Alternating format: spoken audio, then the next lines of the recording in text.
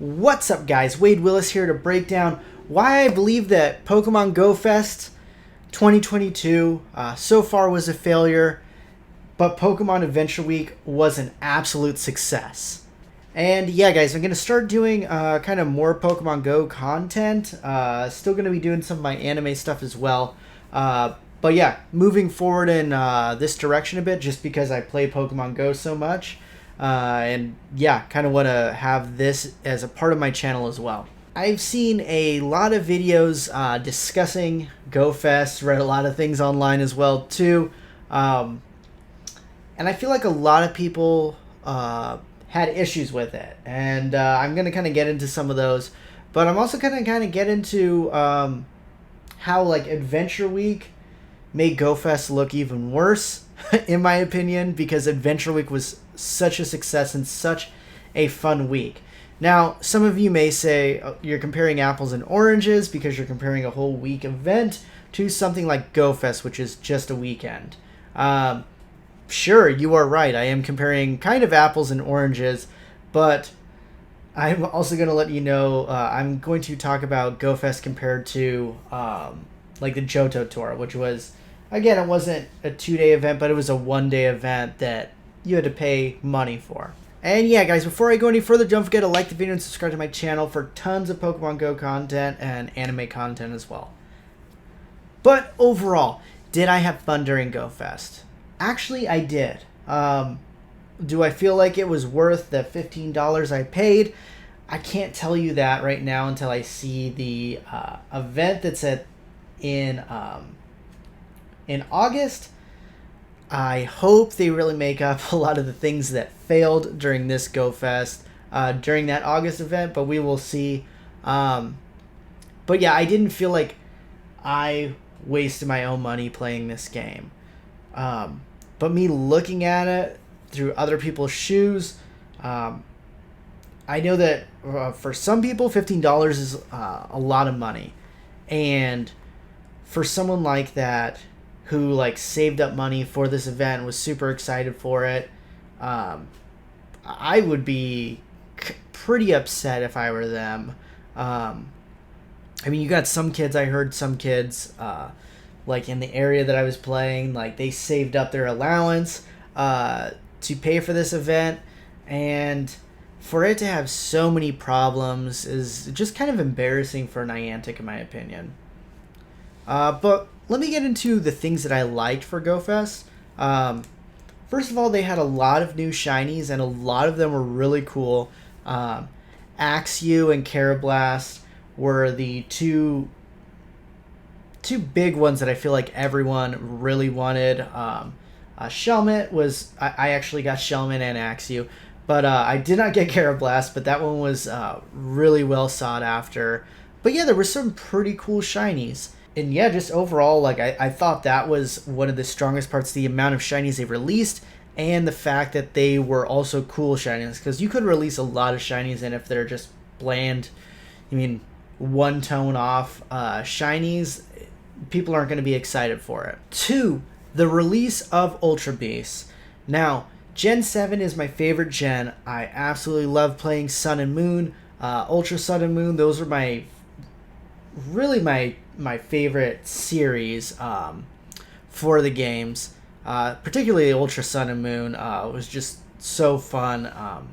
I like the concepts in the game. They kind of flipped a lot of things on their head, and one of the things I liked the most were the Ultra Beasts.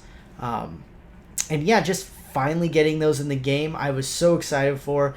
Nihilego, such a cool Pokemon, but far from my favorite Ultra Beasts. So this kind of just got me even more excited for the Ultra Beasts that are going to be coming out pretty soon, I hope. Number 3, there were actually really good items that you got for paying for the event. So I believe it was, like 9 in-person raid passes a day.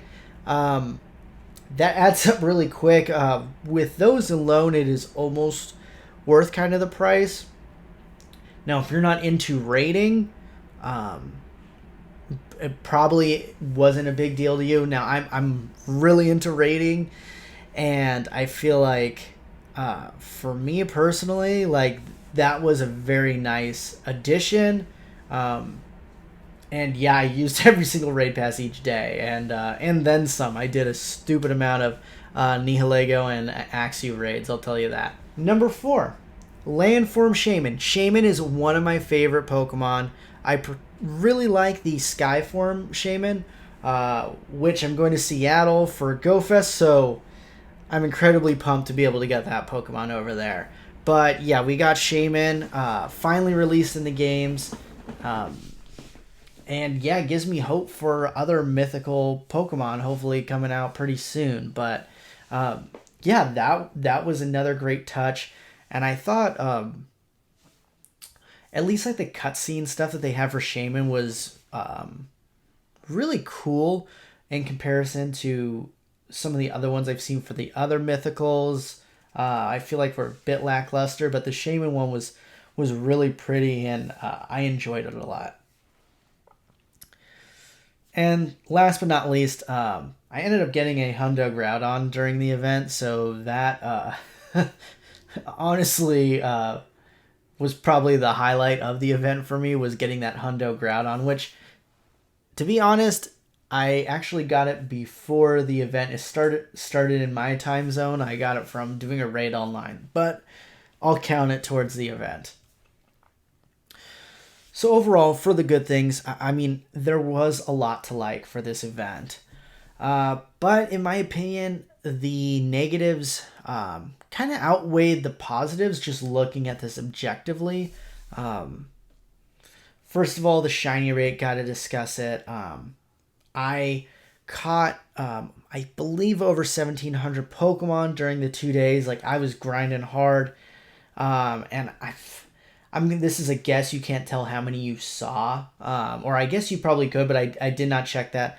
I'm guessing I saw at least 2,000, and I'm being pretty conservative on that. It might be higher than that.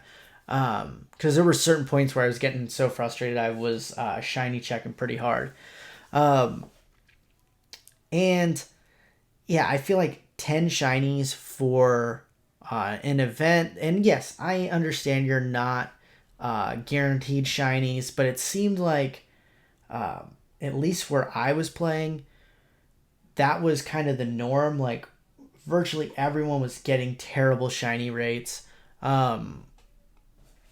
Yeah, there were some people that played all day the first day, didn't even get a single shiny, and yeah, that's, some of that is luck and not having luck, but I didn't run into anyone that had like amazing luck. It seemed like everyone was kind of at my rate or even lower, which is not good for an event that you're paying a lot of money for some people. So yeah, and I felt the shiny rate was close to and I know math won't agree with me on this, but if I was just grinding hard 8 hours a day for 2 days, I feel like I would have gotten not far off from 10 shinies, including just doing raids and stuff all the time, which is what I was doing. So yeah, I was still doing a ton of raids, and I'm still counting. I did a ton of raids in between each day. I'm still counting those towards my shiny totals, which I only got one outside of that. But yeah, I felt like that was an abysmal shiny rate. I got one less shiny during the Johto tour, and I played only 6 hours for it. I believe I only caught I think I caught about 500 Pokemon, so not close to really on pace. And I wasn't even this is before I was doing like the quick capture method. So yeah, just I was not being efficient. I probably got caught less than 500 Pokemon, to be honest. So getting 9 shinies for that event versus 10 for a 2-day event where I essentially played 10 more hours is not a good look, in my opinion. And again, it's different for everyone, but I just felt like I had more fun playing the Johto tour with regards to the shinies. Like, it felt like they were kind of coming a lot more steadily. Now, I think a big issue with this was because the whole incense thing was messed up. And I believe, and correct me if I'm wrong in the comments, but I think that the incense, it said in stuff for the event that the shiny rates for incenses were supposed to be higher and stuff too. And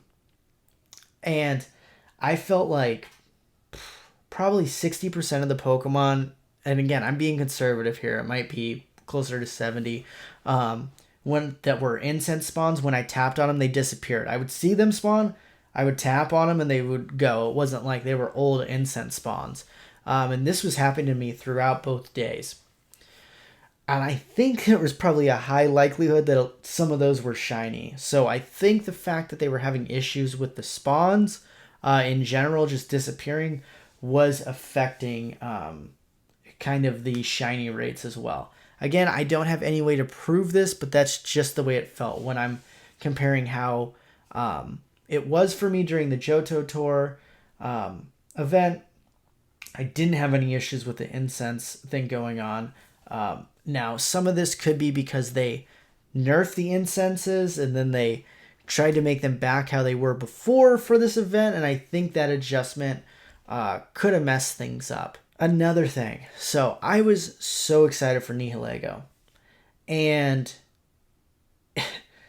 if they would have just given it Poison Jab, it would have been a really great, and it still is okay with Acid, but I felt like it was kind of a money grab for them not to give Nihilego its good fast move yet in order to get people to raid for it again later on, and get you to use like a fast move, an elite charge fast move, or so they're gonna do something. There's gonna be some chicanery with that, and I just didn't like that. I think they should have probably released the shiny too, since it was the only Ultra Beast and the only legendary that was out that day. I thought that was really silly that they did not have anything else really in the legendary sense. Like, okay, well, at least have the shiny or have the good fast move. Don't just release this Pokemon that's actually a cool Pokemon that would be good if you just gave it the fast move you should have.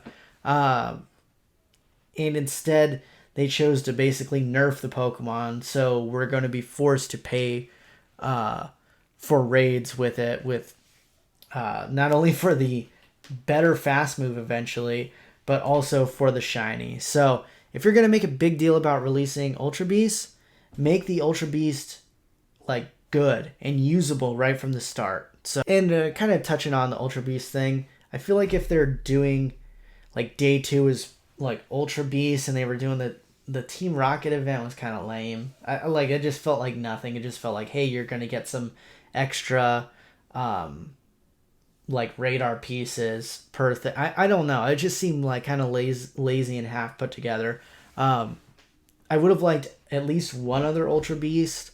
But again, trying to milk, it's kind of the same thing. They want to kind of milk this thing as much as possible. But there's still tons of Pokemon that are from older games that they still haven't released. That are strong, good Pokemon, like Volcarona. Why is that not in the game? So there's still other Pokemon they can make a big deal out of. So having 2 Ultra Beasts or 3, there's enough Ultra Beasts that you could still kind of take your time with it. But only having one, I was not a huge fan of that, especially since they made the move pool not good for it. And yeah, all of this made day 2 not really feel special at all. In my opinion, it was whatever. I had fun. Believe me, it's not like I didn't have fun, but could have been a lot better. And I got a lot of enjoyment the first day, despite having terrible shiny odds. But day 2, I was just like, it felt like I was just grinding like a normal day where I was playing throughout the day for Pokemon Go. Probably my biggest issue is kind of the lack of accountability and just being honest by Niantic. I saw that there was like a thread where someone complained about kind of stuff with their incense and shiny stuff, and Niantic kind of gave them like a workaround for it. And they should have sent messages to everyone um, about the issue. They have a news section, and they should have really been upfront about it and transparent, and they weren't. So I just didn't like that at all. I'm still gonna play the game. I love the game, but I love Pokemon, so I'm gonna play it. So yeah, I just didn't like that. Now, Adventure Week. I'm gonna go positive now. I absolutely loved Adventure Week. I actually got one more shiny during Adventure Week than I did for GoFest. I probably played, including full like amount of time played throughout all of Adventure Week. I mean, I was kind of burned out from GoFest. Half of the hours of GoFest, maybe even less. Certainly caught far less than half the amount of Pokemon. And got one more shiny. So, could this just be an anomaly? I don't know. It seems like from people I'm friends with, they had kind of the same situation where they caught almost the same amount of shinies as GoFest and played half the amount of time, or caught way more shinies than GoFest. So, did Niantic mess with the shiny odds during this because they felt bad for GoFest? I kind of feel like they might have. But I mean, I wish they would have at least said, hey, we know that there were issues with GoFest. We're like, shiny odds are going to be increased for Adventure Week. Would have been kind of cool. So, but yeah, overall, why was Adventure Week amazing? And GoFest feel lackluster? Adventure Week also had new shinies. And the shinies were very cool. Did I get all of them? Just like GoFest, no, I didn't get all the new shinies that came out. But I got some of them, and I really like the ones I got. It was pretty rare Pokemon for the most part. Actually, I feel like a lot of them were more rare than what we were getting in GoFest, other than like Axew's like really rare. And I guess Tropius and Torkoal, like those are rare because they're region locked, but I feel like these rare ones were actually useful Pokemon. We had 2 new Pokemon released as well. Are they meta breaking? No, not at all. But they're fun to use, and they're 2. Well, it's technically 4 Pokemon that I really like a lot. But yeah, if you like playing PvP, you could get Bastiodon, which is one of the best PvP Pokemon.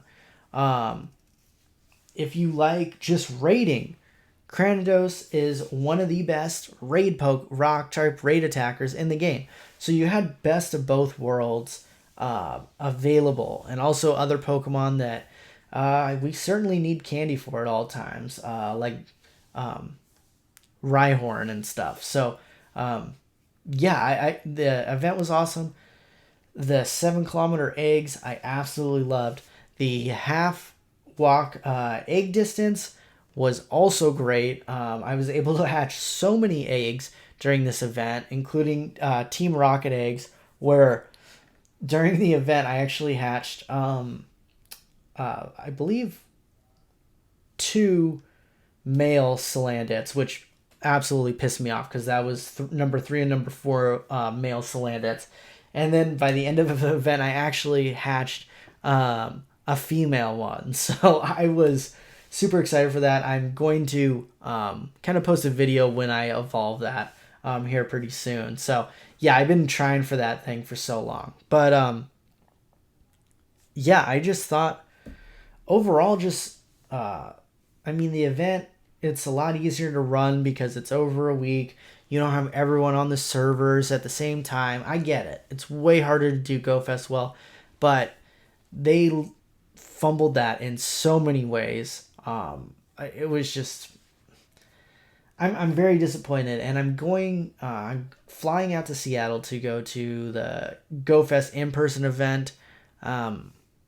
If this is similar to how it was for me for the global Go Fest, I will probably not do like an in-person Pokemon Go event again, or at least fly out to one, just because, I mean, I'm spending a lot of money to go out there, and if they cannot manage to do this in a you mean solid way where I feel like I'm getting like my money's worth, yeah, I'm gonna be annoyed. So, but yeah, I'd love to hear your guys' opinion on both of these events. Overall, like I had fun during both, but yeah, Adventure Week was so much more pleasant and a lot more fulfilling. We got more shinies. You just got some really great Pokemon overall. Got a pretty good Bastiodon that's I think it's ranked 151 for IV. So I'm excited to try to power up that bad boy. But yeah, guys, let me know your thoughts in the comments below.